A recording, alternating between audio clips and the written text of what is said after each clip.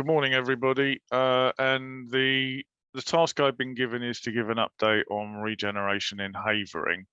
My name's Neil Stubbings. I'm the Director of Regeneration in the London Borough of Havering. I guess that's my first point, is that yes, there is a London Borough of Havering. Very often people don't understand that. They've never heard of it, but there we go.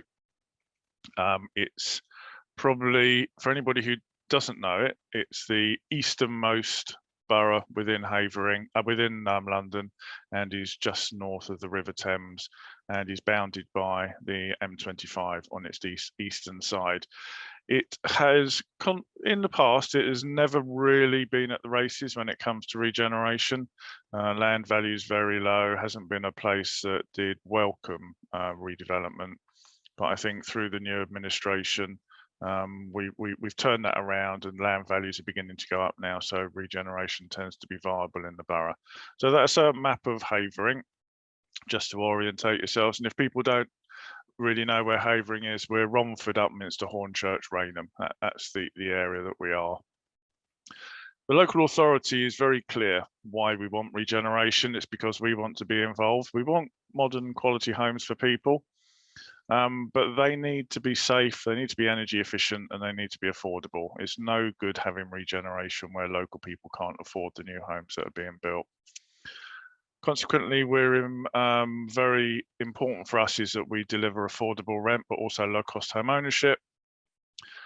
An interesting point, which is probably the same for many other London boroughs, but Havering is changing. We expect our population to grow by 40,000 over the next 10, 15 years. Interestingly, same for every London borough in East London. Over the next 15 years or so, enough homes to create a new London borough will be built in the East London boroughs. And one of the big issues there is that we need the infrastructure to deliver that. Where are the new hospitals, the new schools, the surgeries, that sort of thing for GPs? What we're doing is we're actually trying to deliver some of those, but along with the regeneration of housing, we're delivering specialist accommodation for older people, for people who need supported housing, as well as homes for homeless people. The critical thing, as far as we're concerned, is that infrastructure and delivering good quality. And that's why the local authority are effectively, we are now a house building council. We will be delivering 30% of the house building targets in our local plan over the next 5 years. And we are developing that with the use of increased borrowing. And we're borrowing between 400 and 600 million pounds, that is a huge undertaking for a local authority. Repaying that borrowing is roughly 10% of our revenue budgets within the council.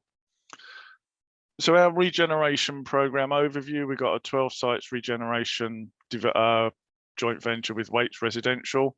That's our biggest one, delivering around about 3,500 units, 50% affordable. Our joint venture down in Rainham, Bean Park, which I'll talk a little bit more about in a minute, with Notting Hill, delivering another 900 homes.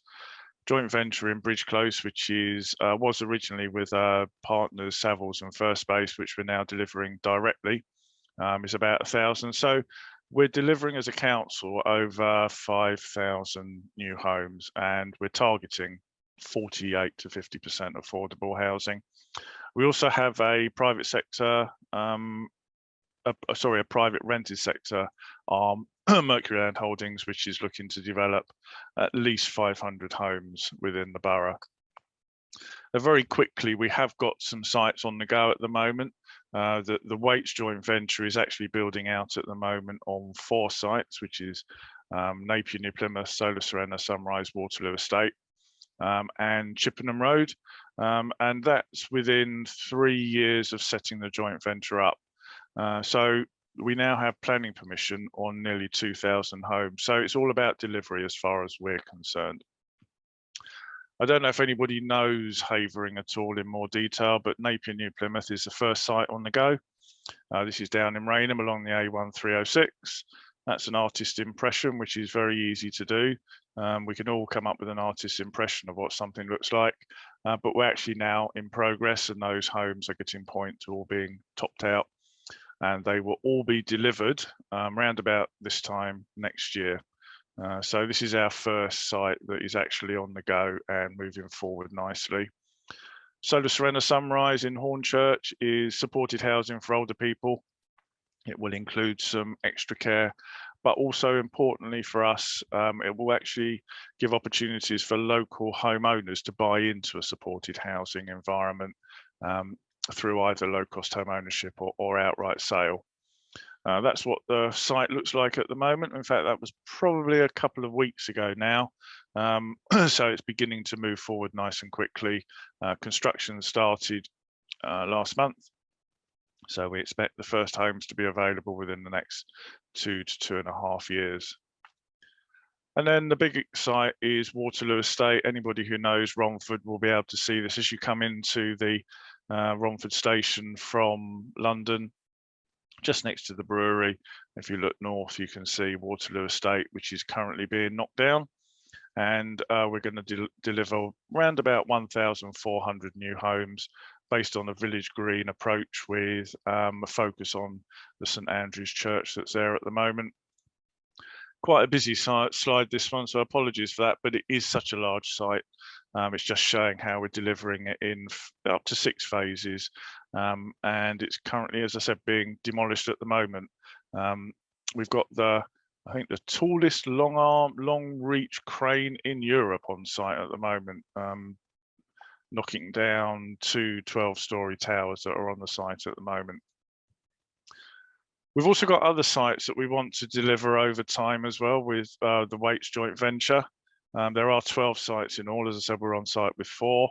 And we have a very busy provincial town centre in Harold Hill. Always had problems with poor deprivation indices up there.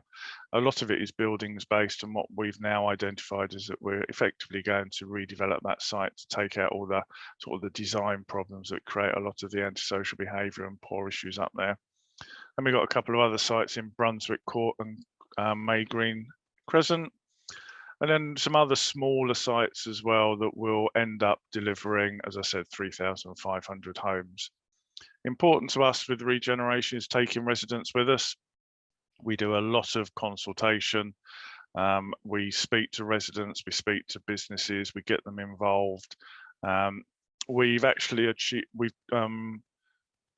moved and rehomed in the region of 600 people and families to start those sites that I've just shown you. And we've had a 98% satisfaction level with the moves that we've offered people and the way that we've dealt with those people moving. So it's really important to us that that happens. Anybody who knows Harold Hill will know some of the problems that I've been talking about, and we've been slowly extending the master plan area for this site so that we can make it more of a place-based regeneration program. And what we want to do is to consider how we can bring more phases into this and to start knitting together the whole locality and community to improve it, based around potentially a new church and a new library, as well as delivering 800 homes where currently there's about 167 homes. Really important to us that we include everybody in this. We want to include affordable housing, we want to include new modern residencies, but also modern commercial and retail. We don't want businesses going out of businesses just because they're claiming that we put them out of business through regeneration. It's not the sort of thing that we want to do. Our next joint venture, as I said before, this is Bridge Close. It was originally with Savills and with First Space. Through various reasons, we've bought out our partners now. We're going to do some direct delivery, 1,070 new homes. Originally, we were going to deliver 35% affordable. We're now looking to deliver 50% affordable on that site, as well as a new health facility and communal facilities. And it's a master plan area. Anybody who knows Romford will see this on the other side of the railway line as you come in from London. And it's some relatively low grade commercial units there at the moment. It doesn't look very nice. It's also got the River Rom flowing through it. As you can see here, it's a bit unloved. Some people call it a drain or an open drain. I think that's a little bit unfair.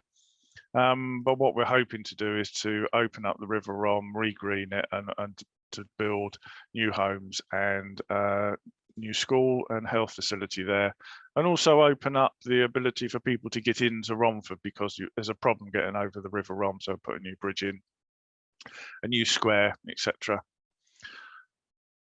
The third joint venture we have is down in Rainham and Bean Park, and this is our joint venture with Notting Hill to deliver in the region of 900 new homes. And it's talked here about the potential for a new station in Bean Park. And you will probably have picked up over the last couple of weeks that there are problems with the potential new station. Department for Transport are now claiming that they've never signed off that new station, and they're not prepared to allow the GLA and Countryside to build it, because they're not accepting the indemnity that's being provided for them. So this is becoming all a little bit political at the moment, to try and make sure that we do get that station. It's identified in the London plan, it's in our new local plan, and it's even in the franchise documents for the rail operator to operate a new station there. So it just shows to show how politics can get in the way of even the best organised regeneration proposals. Even when you think you've got local residents and businesses on side, things can come along and create a bit of a problem for you.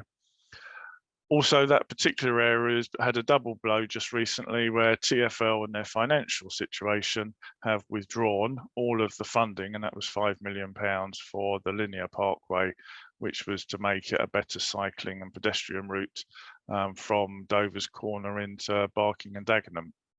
So difficulties that I'm sure everybody is aware of with regeneration, and we'll work our way through them. But at the moment, I think it's just got a bit too political. So this particular joint venture is based on site assembly. We're pulling together 9 sites along the A1306. In the end, it will look like this, hopefully, and the buildings that you can see that have got detail on them there, both sides of the road, are the sites that the joint venture is involved with, but there's also Countryside down there at the moment building away quite happily. Clarion are due to start on site but can't at the moment because of the issues with the station. And there's a lot of development going on. This is a housing zone. It's the biggest opportunity area in London, and will in the end, with our partners in Barking and Dagenham, deliver well over 10,000 homes, 2 new schools, and hopefully, fingers crossed, a new station. I can't guarantee that one at the end, but this is what it looks like at the moment. It is a very unloved area of the borough, and has great potential. And what we want to do is to turn it into something more akin to this. As I said, it's about placemaking, it's about new homes, but it's also about creating great places for people to live in. This is a slide that I often use with my colleagues within the council. The council are involved in regeneration because we want to build new homes, but it's also about all these other things. And hopefully from what I've just shown you and what I've been talking about, you can see that it is about increasing that aspiration. We are an East London borough after all. East London has historically been relatively poor and relatively deprived, has been used as a dumping ground for London for a whole host of things. And what we want to do is to make sure that it modernises, it transforms. On the back of the Crossrail station that's coming in one day, allegedly. And what we want to do as a local authority is to do that in partnership with people.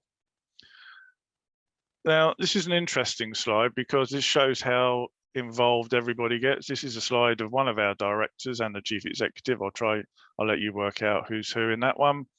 Actually out doing social value. I think social value is actually one of the most exciting things with regeneration as far as a local authority is concerned. It's about getting out and making sure that existing communities benefit from regeneration rather than what we're often told as a local authority that all we're doing is building new homes for people to come into the borough and then create an even more crowded environment. But this is all about how we can help existing communities and existing residents get an advantage from the regeneration that's going on. This is the leader of the council and our GLA member of the GLA. And me, we're doing litter picking. So again, it's at all levels that we're trying to get involved to actually ensure that regeneration benefits the local authority. What we've also done within the local authority is to say that out of it's roughly £2 billion worth of gross development value through our joint ventures, we will target at least 20% of that to local businesses.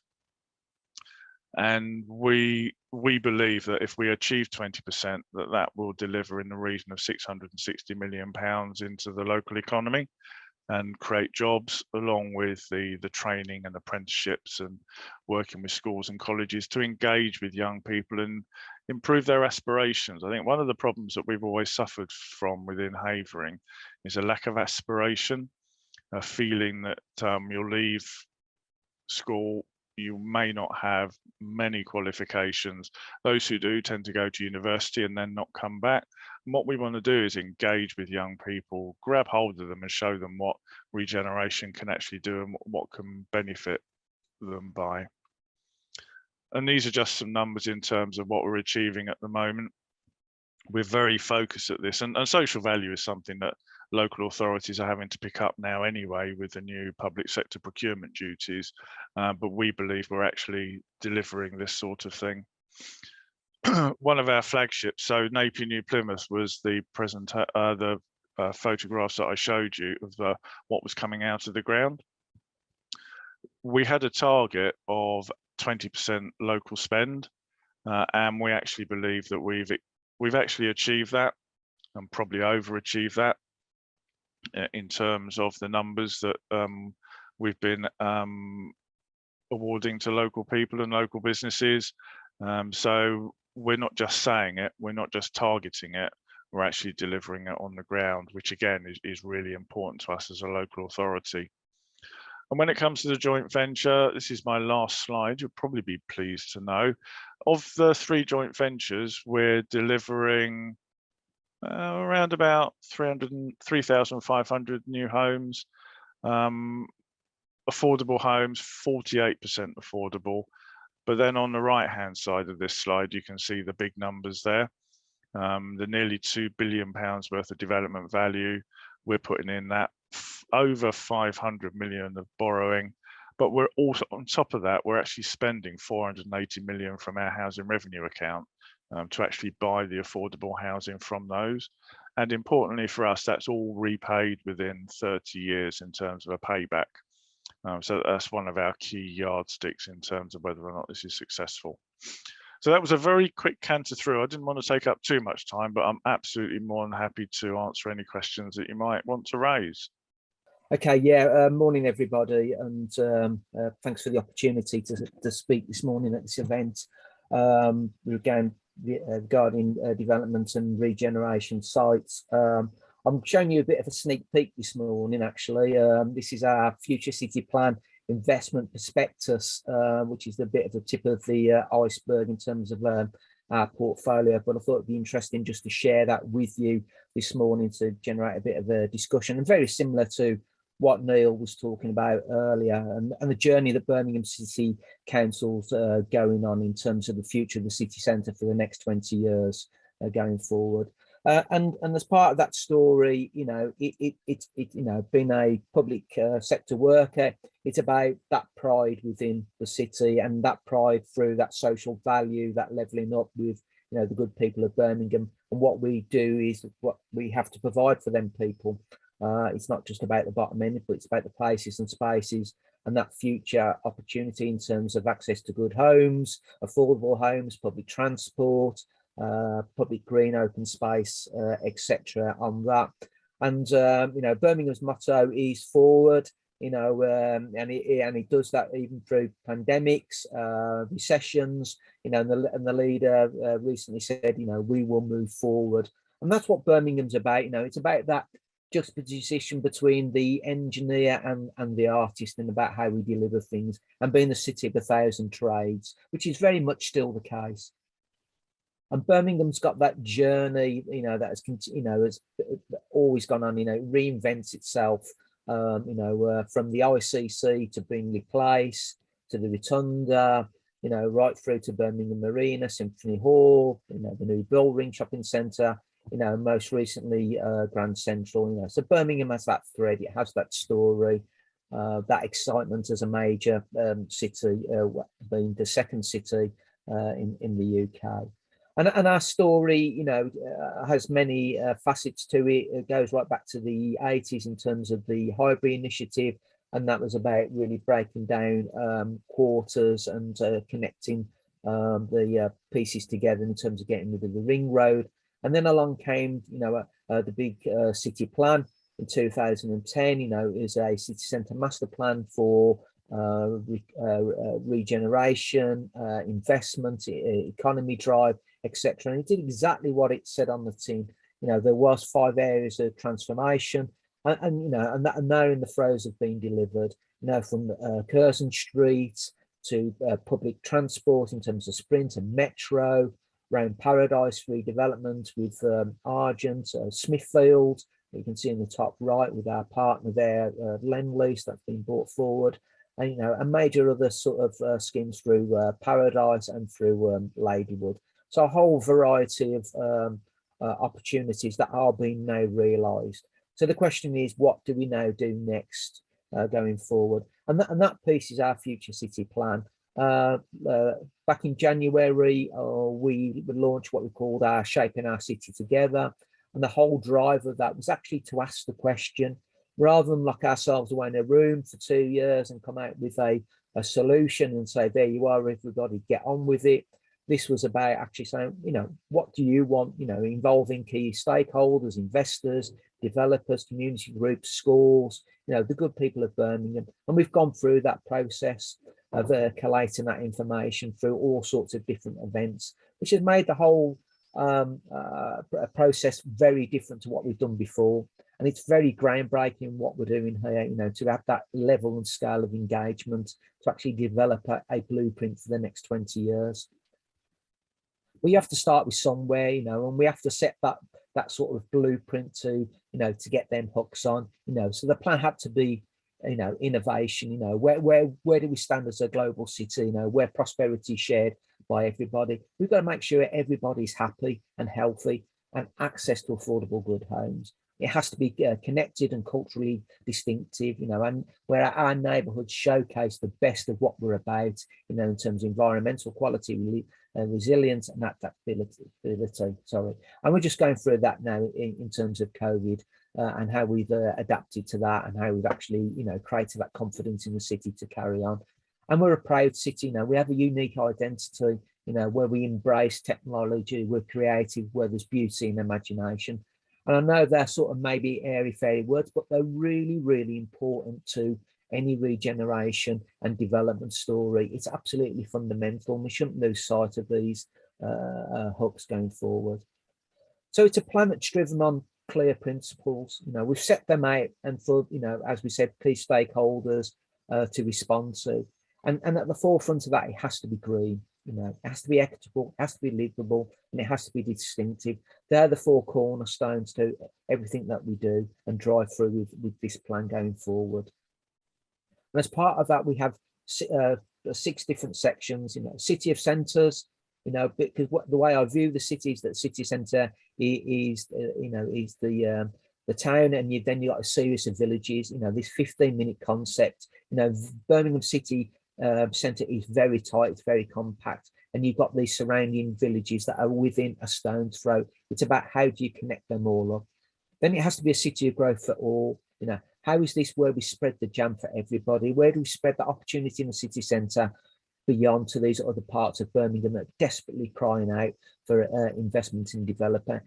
Areas, deprived areas, high employment, higher health issues, etc. Well, we need to tackle that. And part of that is the city of nature. Birmingham has an abundance of green space, but how do we repurpose that, reposition it, and provide new green space to that? And the city of layers, that whole story about Birmingham, is part of that regeneration story. What are the heroes of the past, the present, and the future that make that story compelling?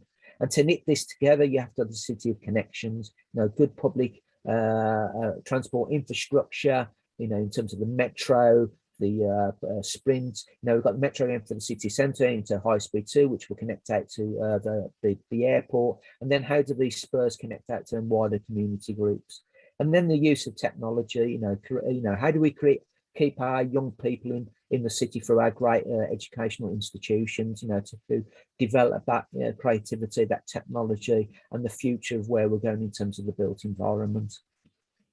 And our plan is really ambitious, as I said, nothing to this scale. The city centre here, as you can see, is that blob in the middle. But this city centre, this master plan is not an inward-looking one; it's an outward-looking one. It's about actually how you connect to these other districts. How do you connect in terms of public transport? How do you get access to jobs and build more affordable homes? So it's very, very ambitious, this plan going forward. And part of that, as I've said, is that cultural story. Birmingham is, so culturally diverse. It's second to London, and we have to embrace that and tell that story. And investors really tie into this and get this, particularly foreign investors, that whole story of music, media, stage, business, etc. And things like Peaky Blinders put you on the map, and people talk about it and think it's real. You've got Chamberlain, you've got Tolkien, you've got the mighty Aston Villa, shooting up that league on the back of Stevie G joining us, and also not shying away from, our heritage, the top right corner there, the forward together piece, an interpretation of 21 people of real Brummies in a memorial that celebrates our diversity. It's the first piece that I'm aware that it's got a transgender person in there, a disabled person, and then over, to the far left under Sir Lenny, you got Lady Scully, who came over from South Africa, who wanted to explore and do an exhibition around the chains that, that were part of slavery, that were made in Birmingham. So we have to, look into that story. And of course, on the back of Commonwealth Games, what that's going to do for Birmingham as well, as part of that confidence to invest in our great city. And it's already happening, you've got places like Digbeth, where you've got that cultural district, which is building, with Oval Estates that have taken over that, with entrepreneurs, manufacturing still going on there, gaming technology going on there as well as graffiti and all sorts of wonderful stuff. But on the back of this, we've secured major planning applications, to the far right, to the top and the bottom here, Oval Estates with the Sky Park that goes from one quarter through to another, opening up the River Ray, as Neil hinted to, one of the challenges he's got. Birmingham's got its own river, which many Brummies don't know about, so you've got to open that up. And then you've got Coles Waterhouse and the hub with major developments coming forward in Birmingham, that's mixed-use schemes. And that provides that backdrop and that platform for confidence in the city, and that's enabled us to look at what we call the Ray Valley Urban Quarter Master Plan, which is SPD, where we've worked with the Environmental Agency, where we're taking the river out of the culvert. We're completely opening that up as a destination. It is in a flood risk zone, but working with the EA and developers in joint partnership, we've mitigated them, and there's going to be new development and brand new asset in Birmingham that's been that hidden gem that will be coming to life very, very soon. Dandara are bringing this vision to the table with their planning application, and hopefully will be coming out of the ground in the next 12 to 18 months. So as part of that story, in terms of the opportunities, very much like what Neil is, we're going on this journey now where we can no longer sell the crown jewels, because once you've sold the crown jewels, that's it. You can't sell it again, So we have to look about how we work in a joint partnership going forward. Where can we get a partner on board and use our portfolio? Very much what Neil said, and Birmingham's the 20th biggest landowner in the country. You know, we have got significant holdings that we need to bring to the table to sweat. And this is just the tip of the iceberg, and these are now at a considerable scale. This is outside Grand Central, and we own what we're calling Grand Central Gateway. This will be, you know, significant gateway for us. You know, it's not just, you know, the one part to Grand Central that opens up into the Bull Ring. This is the other part, the eastern part of Birmingham. This is Birmingham's King's Cross, and we own the assets around here, so we need to bring them to the table to develop them out into a mixed-use scheme, which is residential, F&B, and office. And you can see by the scale of by the sketches, the scale of the ambition there. You know, and these are sense checked as well. These are sense checked with our planning colleagues as well, that actually, you know, in joint venture, these can be delivered together. Other things through Snow Hill District, you know, we have a train station, other, not just Moore Street and Grand Central. You know, we have Snow Hill, and we're looking to actually move Snow Hill towards the Jewellery Quarter to get them better connections, and that then allows us to build on the over the concourse with major new office development coming forward. You know, which you know, is about 2 million square foot of commercial space, and you know, you can see with these red blocks again, you know, the scale of our ownership and what we can do to bring this to the market to do a really comprehensive redevelopment going forward. This is one of the best kept secrets, which is out there, Digbeth Montague Street, which is in a partnership with Homes England and also Mercian. And Mercian is fronted by Stephen Knight, the writer of Peaky Blinders. You know, he wants to bring a studio complex to Birmingham with all the associated pre and post production.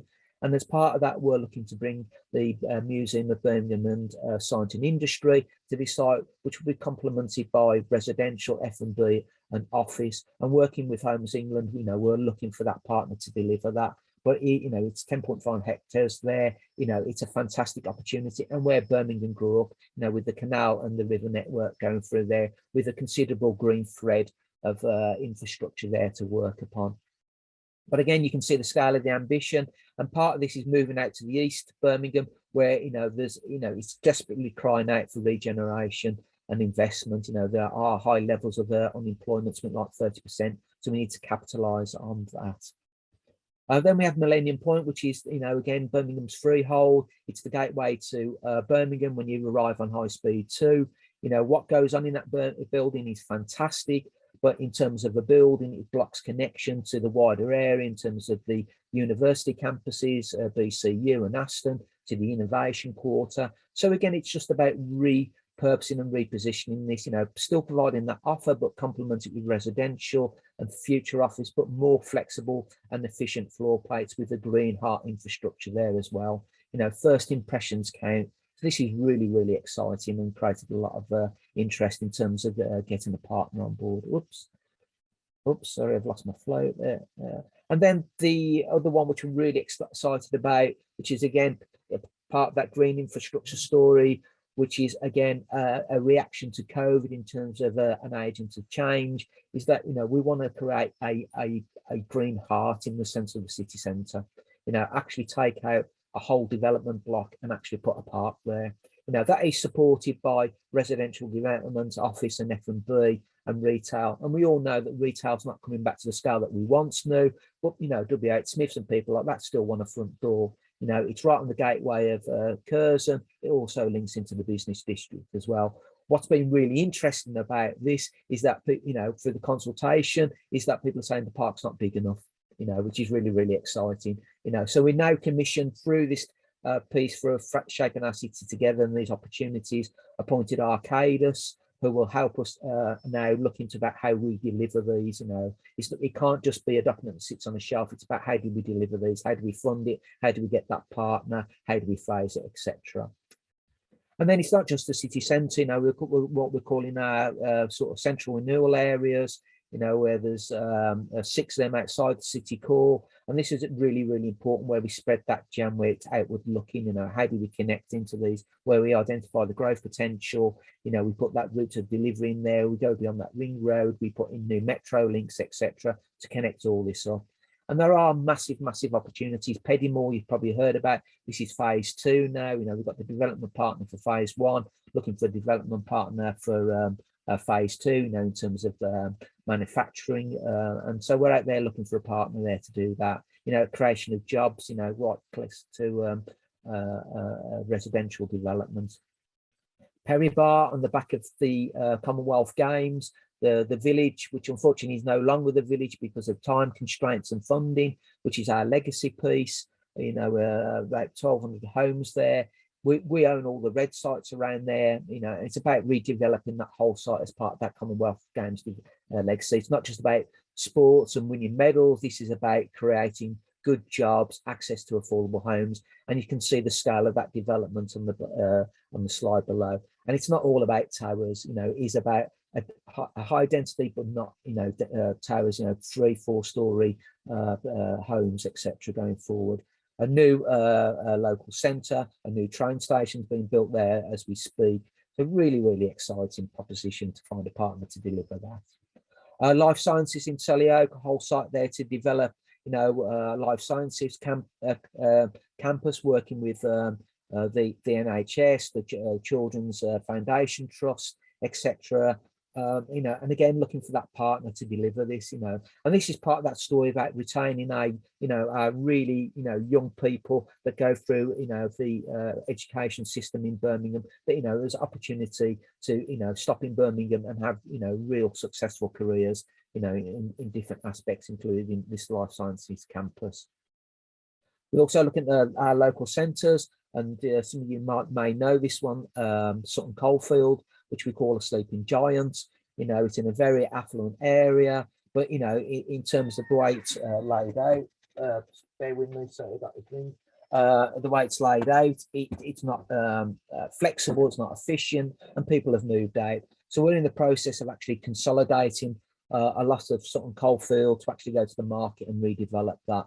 It is a sleeping giant. It will be retail, but it will be homes as well, complemented by F&B. The NEC, I'm sure you would have seen this. This was launched a couple of weeks ago. Interesting, when I was talking about selling the crown jewels, we did sell the NEC, but what we didn't do, we didn't sell the car parks, which was quite a shrewd move. And you can see the scale of the land ownership we've got there in terms of car parks. And and we are looking to bring this forward in terms of development, in terms of mixed use. Obviously, working with the NEC about how that's going to work. But as we know, the world's now changing, in terms of the use of car. So again, looking about how we create better public access to this, but a massive opportunity to go forward. Arden Cross, which is part of that, to the east of the NEC, and again working with the local stakeholders and investors there. Now we're looking to bring this forward as well, where you're going to have that interchange for high speed too. So again, massive opportunity to find that partner to go forward. The Royal site, which is again an interesting site, which was where we had the go-kart racing. That is now finished. We're now bringing this forward really as a hub for development space in terms of distribution. To be honest, we're probably going to take this out because we've had an offer that we can't refuse. And in the circumstances we find ourselves in terms of COVID and local authorities, this is something that we can't turn down, and probably will be pursuing this. So you will find that this will no longer be in the prospectus. Langley Sue, you're probably aware of this, the fact that we're building in the green belt. The planning application will shortly be going through, and fingers crossed will be approved, and we will be looking to find a partner to deliver this. Now, working closely with Homes England, who are consolidating this with us, but you're looking at about 3,000 homes plus, with a new local centre, new schools, and new public transport infrastructure. And part of that, estate regeneration as well. We're currently in joint dialogue with the partners with Ladywood, and we're now looking about joint partners to go out for Druids Heath. Again, an opportunity to repurpose, redevelop, abundance of green space, but poorly laid out. We own the majority of the homes there. We will look at CPO to consolidate home ownership, but a fantastic opportunity right on the border of Bromsgrove. And again, what you see to the south is in our ownership. So real potential for the next 30 years plus. And the city hospital in Birmingham, the hospital site, that's relocating. We're working with Homes England to bring this together. An opportunity for some 5,000 homes right on the river edge there in the canal, and it's a fantastic opportunity going forward as well to that scale. So that's it in a nutshell that we've got on the table. And like I say, 20th biggest landowner, and this is what we're going to be bringing to the table first of all to find that partner to deliver these schemes. Thank you.